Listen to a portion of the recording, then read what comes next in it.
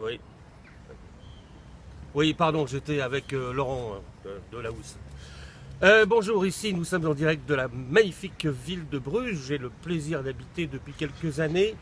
Derrière nous, nous avons le magnifique béguinage et n'en déplaise à Sœur Marie-Charlotte. Aujourd'hui, la carotte, ben c'est râpé. Ah, la carotte. Depuis l'Antiquité, la carotte est connue. Les Romains avaient surnommé la carotte Pastinaca gallica, la racine des Gaulois. Les Gaulois bouffeurs de racines.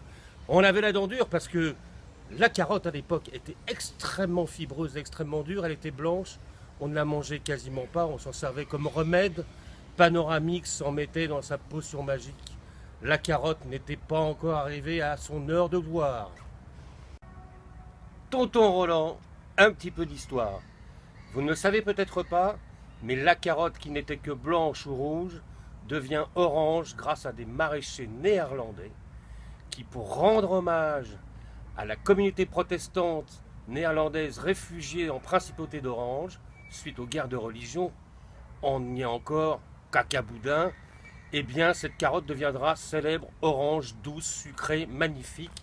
D'ailleurs, je vais m'en faire un petit jus d'orange. Ah, la carotte, un réservoir de vitamines. 50 grammes de carottes vous donne votre ration de vitamine A pour la journée. Sans compter la vitamine C, la vitamine B, la vitamine D et toutes les autres vitamines jusqu'à Z. La carotte de quoi vous donner un teint de jouvencelle et une pêche de conquérant. En fait, en parlant de pêche, la pêche c'est un fruit, mais la carotte c'est quoi? Légumes? Bah non, pas légumes. Comment ça pas légumes? Non, pas légumes. Quand le Portugal rentre dans l'Union européenne, il y apporte dans son panier toutes ses spécialités, notamment, moins connu en France et en Europe, le dolce de cenoura. Le dolce de cenoura, qu'est-ce que c'est? C'est une confiture de carottes. C'est délicieux, c'est magnifique, c'est très bien fichu.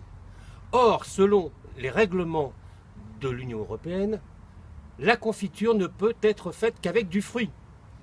Les Portugais vont devoir donc être obligés de renoncer à l'un des plus grands patrimoines nationaux, c'est pas possible. Donc que fait l'UE? L'UE décrète que la carotte est un fruit. Génial, non?